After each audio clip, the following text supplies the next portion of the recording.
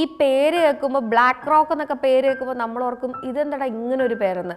പക്ഷേ ഈ ഒരു പേര് അല്ലെങ്കിൽ ഈ ഒരു ബിസിനസ് ശൃംഖലയാണ് ലോകത്തുള്ള എല്ലാ ബിസിനസ്സുകളെയും അല്ലെങ്കിൽ ലോകത്തുള്ള ഒരു 99.9% ബിസിനസ്സുകളെയും നിയന്ത്രിക്കുന്നതെന്ന് പറഞ്ഞാൽ നിങ്ങൾക്ക് വിശ്വസിക്കാൻ സാധിക്കും. നമ്മൾ ഉപയോഗിക്കുന്ന പേനയും പെൻസിലും ബ്രഷും മുതൽ ടെക്നോളജിയുടെ ഉത്തുംഗ ശൃംഖങ്ങളിലുള്ള വലിയ ബിസിനസ് കമ്പനികൾ വരെ നിയന്ത്രിക്കപ്പെടുന്നത് ഈ ഒറ്റ ബ്രാൻഡിൻ്റെ കീഴിലാണ്.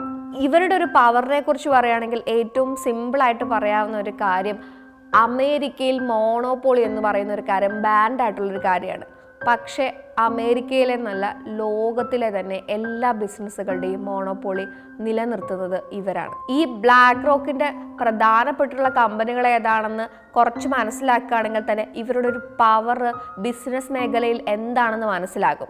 ഇവർ കൈയടക്കി വെച്ചിരിക്കുന്ന പ്രധാനപ്പെട്ടിട്ടുള്ള ബിസിനസ് ആണെന്ന് കരുതുന്ന ചില ബിസിനസ്സുകളുണ്ട്. അത് നിങ്ങൾക്കും സുപരിചിതമാണ്. അത് ഇതൊക്കെയാണ്: Amazon, PayPal, Walmart, Facebook, IFF, Uber, Visa, Netflix, Facebook, Ford, Microsoft, Google payments, Comcast, P&G, Digital Realty, Charter, Moderna, Honeywell, Time Warner Cable, Cartoon Network, Verizon, ഇതെല്ലാം ഇവരുടെ അണ്ടറിൽ വരുന്ന കമ്പനികളാണ്. ഇത് മാത്രമല്ല ഡിസ്നി, ബോയിങ്, ജെറ്റ് വിമാനങ്ങൾ, അതേപോലെ നെറ്റ്ഫ്ലിക്സ്, അങ്ങനെ എല്ലാ മേഖലയിലും സമ്പൂർണ്ണ ആധിപത്യമാണ് ബ്ലാക്ക് റോക്കിനുള്ളത്.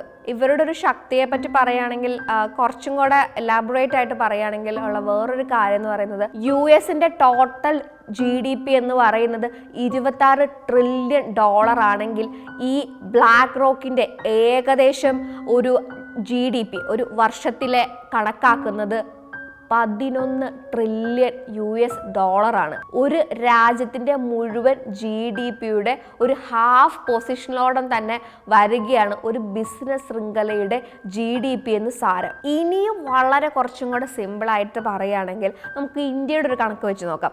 ഇന്ത്യയിലെ ഏറ്റവും വലിയ കാശുകാരനായിട്ട് കണക്കാക്കുന്ന നമ്മുടെ അംബാനി കുടുംബത്തിൻ്റെ ഒരു ദിവസത്തെ വരുമാനം എന്ന് പറയുന്നത് 7000 കോടി രൂപയാണ്. അതിലെ ഒരു 5000 കോടി രൂപ എടുത്താണ് അവർ കല്യാണം നടത്തിയത്. ആ അംബാനിയും അദാനിയും ടാറ്റയും ഒക്കെ ഉള്ള നമ്മുടെ ഇന്ത്യയുടെ GDP എന്ന് പറയുന്നത് $3.4 ട്രില്യൺ ആണ്. ഒന്ന് ആലോചിച്ച് നോക്കുക. അപ്പോൾ അങ്ങനെ ഇരിക്കുന്ന ഒരു സാഹചര്യം നമ്മുടെ ഇത്രയും പോപ്പുലേഷൻ രാജ്യത്തിൻ്റെ GDP 3.4 ട്രില്യൺ മാത്രം ഉള്ളപ്പോഴാണ് ഒരു ബിസിനസ് ശൃംഖലയുടെ GDP ഏകദേശം 11 ട്രില്യണിലധികം വരുന്നത്. അപ്പോൾ തന്നെ നിങ്ങൾക്ക് ആലോചിച്ച് നോക്കാം ഇതിൻ്റെ ഒരു റേഞ്ച്. നമ്മൾ 2030 ആകുമ്പോഴേക്കും ഇന്ത്യയുടെ GDP ആക്കാൻ ഉദ്ദേശിക്കുന്നത് പോലും $7.5 ട്രില്യൺ ആണ്. ഒന്ന് ആലോചിച്ച് നോക്കാം. 2030 ആകുമ്പോഴേക്കും $7.5 ട്രില്യൺ ആക്കാനാണ് നമ്മൾ ഉദ്ദേശിക്കുന്നത് പോലുള്ളൂ. അപ്പോഴാണ് ഒരു ബിസിനസ് ശൃംഖല ഒരു വർഷത്തെ GDP 11 ട്രില്യൺ ആക്കി വെച്ചിരിക്കുന്നത്. ഒന്ന് ആലോചിച്ച് നോക്കിക്കുക അവരുടെ ഒരു റേഞ്ച്. ഈ സാമ്പത്തിക നഷ്ടങ്ങളോ അല്ലെങ്കിൽ സാമ്പത്തിക മാന്ദ്യമോ ഒക്കെ വരുമ്പം US-ന് പലപ്പോഴും വേൾഡ് ബാങ്കിൻ്റെ കടം ചോദിക്കാൻ പോകേണ്ടി വരും. അങ്ങനെ കടം ചോദിക്കാൻ ചെന്ന് കഴിയുമ്പോൾ വേൾഡ് ബാങ്കിൻ്റെ കയ്യിൽ പോലും 10 പൈസ ഇല്ലാതിരിക്കുന്ന സമയത്ത് പോലും US-ന്റെ ഭരണത്തെ നിലനിർത്താനോ അല്ലെങ്കിൽ US സമ്പദ് വ്യവസ്ഥയെ പിടിച്ചു നിർത്താനോ ഒക്കെ വേണ്ടി ഫണ്ട് ഇറക്കുന്നത് പോലും ബ്ലാക്ക് റോക്കും അവരുടെ പവറും തന്നെയാണ്. ഈ ബ്ലാക്ക് റോക്കിൻ്റെ പുറകിലുള്ളതെന്ന് പറയുന്നത് വലിയ ഒരു ശൃംഖലയോ അല്ലെങ്കിൽ ഒരുപാട് ആളുകളോ ഒന്നുമല്ല. ഒറ്റൊരു മനുഷ്യൻ്റെ മാസ്റ്റർ ബ്രെയിനാണ് ഈ ശൃംഖലയുടെ പുറകിലുള്ളത്. ലോകത്തിൻ്റെ മുഴുവൻ വെൽത്തിൻ്റെ ഏകദേശം 7% ഇയാളുടെ കയ്യിൽ തന്നെയാണ്. ലാരി ഫിങ്ക് എന്ന് പറയുന്ന ഒരാളാണ് ഈ ബിസിനസ് ശൃംഖലയുടെ അല്ലെങ്കിൽ ഈ സാമ്രാജ്യത്തിൻ്റെയൊക്കെ തറക്കല്ലിട്ടതും അല്ലെങ്കിൽ അതിൻ്റെ എല്ലാം വേണമെങ്കിൽ പറയാം. 1952 ഒരു ജൂത കുടുംബത്തിൽ ജനിച്ച ആളാണ് ഇയാൾ. ഇയാൾക്ക് ചെറുപ്പം മുതലേ ലോകം കീഴടക്കണമെന്ന് വളരെ വലിയ ആഗ്രഹമുള്ള ഒരാളായിരുന്നു. പക്ഷെ ലോകം കീഴടക്കുന്നത് എങ്ങനെയാണ്? അന്ന് മുതൽ അദ്ദേഹം വായിച്ചിരുന്നത് ജൂതന്മാരുടെ ചില സ്പെസിഫിക് ആയിട്ടുള്ള ബുക്കുകളും അത്തരത്തിലുള്ള നോളജ് കിട്ടുന്ന കാര്യങ്ങളൊക്കെ ആയിരുന്നു. അപ്പോൾ ചെറുപ്പം മുതലേ എങ്ങനെയും എന്ത് കാണിച്ചും ലോകത്തിൻ്റെ നെറുകയിലെത്തണം എന്ന് വളരെ ആഗ്രഹമുള്ള ഒരാളായിരുന്നു ഇയാൾ. പക്ഷേ അയാൾ പഠിച്ചത് പൊളിറ്റിക്കൽ സയൻസ് ആയിരുന്നു. പൊളിറ്റിക്സ് കൂടുതൽ അറിഞ്ഞിട്ടുണ്ടെങ്കിൽ ലോകം കീഴടക്കാമെന്നായിരിക്കാം ഒരു പക്ഷേ അയാൾ വിചാരിച്ചു വെച്ചിട്ടുള്ളത്. പക്ഷേ പൊളിറ്റിക്സ് പഠനകാലത്ത് അയാൾ മനസ്സിലാക്കിയ ഒരു കാര്യം എന്ന് പറയുന്നത് പൊളിറ്റിക്സ് കൊണ്ട് താൻ രക്ഷപ്പെടാൻ ഉള്ള ചാൻസിനേക്കാൾ കൂടുതലേറെ, അല്ലെങ്കിൽ പൊളിറ്റിക്സുകാരെ പോലും നിയന്ത്രിക്കുന്ന ബിസിനസ്സുകാരാകുന്നതിലൂടെ ലഭിക്കൂ എന്നുള്ളൊരു ചിന്തയിലേക്ക് അദ്ദേഹം വരികയായിരുന്നു. പിന്നീടാണ് ആ ഒരു ചിന്തയിൽ നിന്ന് ഒരു അസറ്റ് കമ്പനിയിൽ ജോയിൻ ചെയ്യുന്നതിലേക്ക് ഇയാളെ നയിക്കുന്നത്. അസറ്റ് കമ്പനിയിൽ ജോയിൻ ചെയ്യുന്നതിനെ തുടർന്ന് വളരെ വലിയൊരു മാറ്റമാണ് ഇയാളുടെ ജീവിതത്തിൽ ഉണ്ടാകുന്നത്. സ്വന്തം കഴിവും പ്രാപ്തിയും വെച്ച് ഏറ്റവും താഴെ നിലയിൽ നിന്ന് അയാൾ ആ കമ്പനിയുടെ ഏറ്റവും ടോപ്പ് പൊസിഷനിലേക്ക് വളരെ വേഗമാണ് എത്തിയത്. ഈ അസറ്റ് കമ്പനി എന്ന് പറയുമ്പോൾ നിങ്ങൾ ആലോചിക്കും എന്താണിതെന്ന്. അപ്പം ലോകത്തുള്ള പൈസക്കാർക്ക് അവരുടെ കയ്യിലുള്ള പൈസേനെ പറ്റി ഒരു ധാരണയില്ല.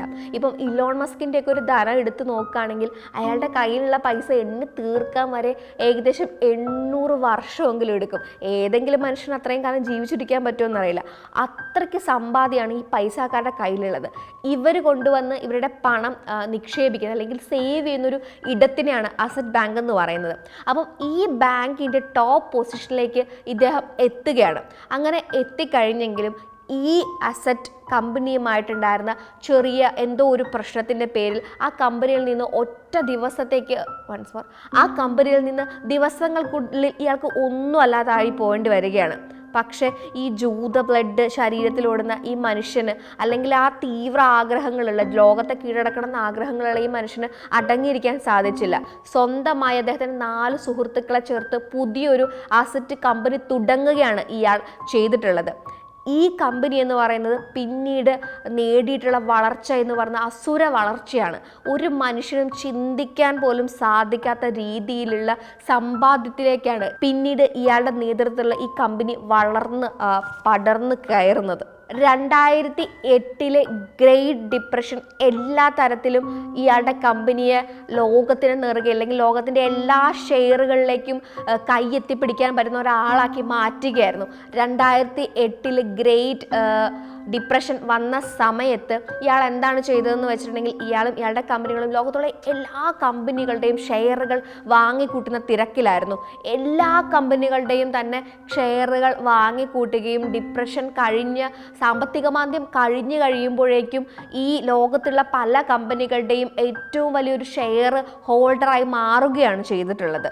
ഇവർ ചെയ്യുന്ന മറ്റൊരു കാര്യം എന്ന് പറയുന്നത് ഈ അസറ്റ് ബാങ്കിൽ കൊണ്ടുവന്ന് വലിയ പൈസയുള്ള ആളുകളൊക്കെ ഇൻവെസ്റ്റ് ചെയ്യും. ഈ ഇൻവെസ്റ്റ് ചെയ്യുന്ന പൈസ ചെറിയ ആളുകൾക്ക്, ചെറുകിട സംരംഭകർക്കോ അല്ലെങ്കിൽ ഇൻവെസ്റ്റേഴ്സിനോ ഒക്കെ അത് കൊടുക്കുകയും അവരിൽ നിന്നുള്ള ലാഭവും ഈ കമ്പനിക്ക് കിട്ടുകയാണ്. അപ്പോൾ പൈസ കൊണ്ടുവന്ന് ഇവരിൽ ഇൻവെസ്റ്റ് ചെയ്യുന്നവരെയും ഇവർ കൊടുക്കുന്നവരുടെയൊക്കെ പൈസ സ്വന്തം കയ്യിൽ നിന്ന് പോലും എടുക്കാത്ത റോള് ചെയ്തുകൊണ്ട് മാത്രം ഇവർ വളരെ വലിയ സാമ്പത്തിക ഉന്നതിയാണ് നേടുന്നത്.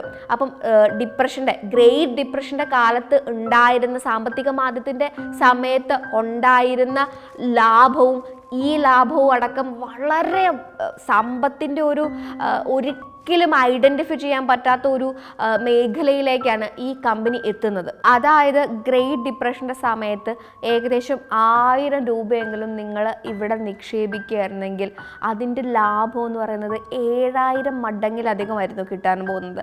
അന്ന് വെറും 100 രൂപയായിരുന്നു ബ്ലാക്ക് റോക്കിൽ നിങ്ങൾ നിക്ഷേപിച്ചതെങ്കിൽ ഇന്ന് 7.5 ലക്ഷത്തിലധികം രൂപയായിരുന്നേനെ നിങ്ങളുടെ 100 രൂപയിൽ നിന്നുള്ള ലാഭം.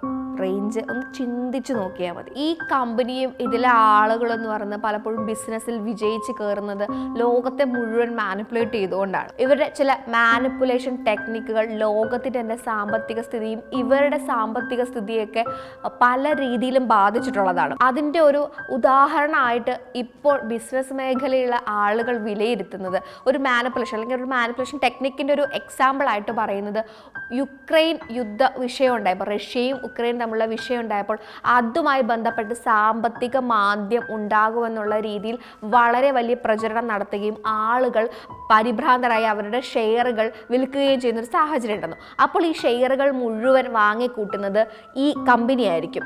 അങ്ങനെ ഏറ്റവും വലിയ ഷെയർ ഹോൾഡേഴ്സായിട്ട് ഇവർ മാറും. അത്തരത്തിലൊരു പ്രശ്നം ഒരുപക്ഷെ ആ സ്ഥലത്ത് ഉണ്ടാകാനുള്ള ഒരു ചാൻസും ഉണ്ടായിരിക്കില്ല. അപ്പോൾ മാനിപ്പുലേറ്റീവ് ആയിട്ടുള്ള ടെക്നിക്സുകൾ ഉപയോഗിച്ചുകൊണ്ട് കൂടിയാണ് ഇവർ വർക്ക് ചെയ്യുന്നത്. ഇവരുടെ വേറൊരു ഉദാഹരണമായിട്ട് ഇതുമായി ബന്ധപ്പെട്ട് പറയുന്നത് ഈ എയർലൈൻസ് കമ്പനികളെ ഇവർ കയ്യിലെടുത്തിട്ടുള്ള രീതികളാണ്. പല എയർലൈൻസ് കമ്പനികളിൽ ഇവർ ഷെയർ വാങ്ങിയിട്ടുള്ളതും ഇവരുടെ ഇത്തരത്തിലുള്ള മാനിപ്പുലേറ്റീവ് ടെക്നിക്കുകൾ വഴിയാണ്.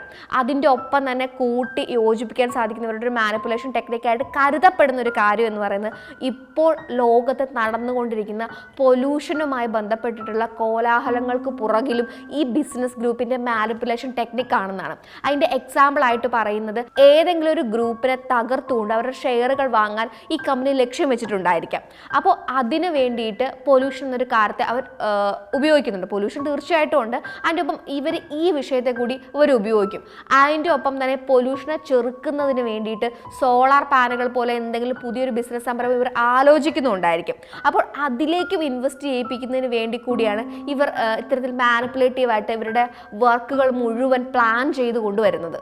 ഇവരുടെ മാനിപ്പുലേഷൻ ടെക്നിക്സിൻ്റെ വളരെ സിമ്പിളായിട്ടുള്ളൊരു എക്സാമ്പിൾ നമുക്കും പറഞ്ഞു കഴിഞ്ഞാൽ മനസ്സിലാവുന്നൊരു കാര്യമാണ്. ഈ ഫേസ്ബുക്ക് വിറ്റ സമയത്ത് അല്ലെങ്കിൽ ഫേസ്ബുക്കിൽ നിന്ന് വളരെ ലാഭം ഉണ്ടാകാതെ വന്നപ്പോൾ എങ്ങനെയെങ്കിലും ഇൻസ്റ്റഗ്രാമിൽ നിന്ന് ലാഭം ഉണ്ടാക്കുക എന്നുള്ള ചിന്തയിലേക്ക് ഇവർ വന്നു. അങ്ങനെയാണ് ഫേസ്ബുക്ക് ഇൻസ്റ്റഗ്രാം വാങ്ങുന്നത്. ഇൻസ്റ്റഗ്രാം വാങ്ങിക്കഴിഞ്ഞപ്പോൾ തന്നെ പെട്ടെന്ന് ഒരു വലിയൊരു ഹൈക്കോ അല്ലെങ്കിൽ വലിയ ലാഭങ്ങളോ കാര്യങ്ങളോ നടക്കുന്ന ഒരു മേഖലയായിരുന്നില്ല ആ സമയത്ത് ഇൻസ്റ്റഗ്രാം. അപ്പോൾ അവർ ഉപയോഗിച്ചൊരു മാനിപ്പുലേഷൻ ടെക്നിക്ക് എന്ന് പറയുന്നത് തന്നെ ഒരുപാട് സെലിബ്രിറ്റികളെ ബ്ലൂടിക്ക് എല്ലാം കൊടുത്ത് കൂടുതലായി ഇൻസ്റ്റഗ്രാമിലേക്ക് കൊണ്ടുവരികയാണ്. അതിലൂടെ ഹാഫ് ന്യൂഡ്സ് പിക്സും അതേപോലെ തന്നെ റീൽസും അങ്ങനെ വലിയൊരു ഹൈപ്പ് ഇൻസ്റ്റഗ്രാമിന് ഉണ്ടാക്കിയെടുക്കുകയാണ്. അങ്ങനെ ഇൻസ്റ്റഗ്രാം എന്ന് പറയുന്ന ഒരു മീഡിയത്തിനെ അതിനെ ഉപയോഗിക്കാവുന്ന എല്ലാ രീതികളിലും ഉപയോഗിക്കുകയും നമ്മളെയൊക്കെ ഒരു തരത്തിൽ അടിമകളാക്കിക്കൊണ്ടുമാണ് ഈ ഒരു ടെക്നിക്സിലൂടെ മാത്രം ഒരു ലാഭം ഉണ്ടാക്കുന്നത്. ഇനി ലോകം ഭരിക്കുന്ന ഈ ബ്ലാക്ക് റോക്കിൽ എങ്ങനെ നിങ്ങൾക്ക് പൈസ ഇടാം, എങ്ങനെ ഇതിൽ നിന്ന് കാശുണ്ടാക്കാമെന്ന് കാണാം.